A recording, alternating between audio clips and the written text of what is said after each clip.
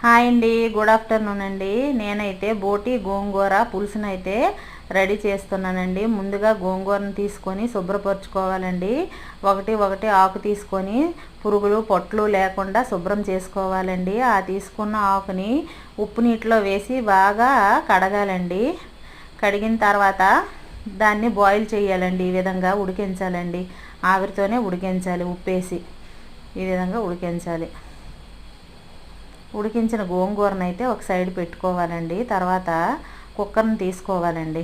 కుక్కర్ని తీసుకున్న తర్వాత ముందు అల్లం వెల్లుల్లి పేస్ట్ని చేయించుకోవాలండి. అల్లము వెల్లుల్లి జీలకర్ర ధనియాలు పేస్ట్ అయితే చేసుకోవాలి. టమాటా కూడా పేస్ట్ చేసుకోవాలి. కొంచెము చింతపండు రసం కూడా ఉండాలండి. తర్వాత ఇవన్నీ కూడా కుక్కర్లో వేసిన తర్వాత గోంగూర బోటి కలిపియాలండి. కూర అయితే రెడీ అయిపోయిందండి. ఇదిగోండి. ఓకే.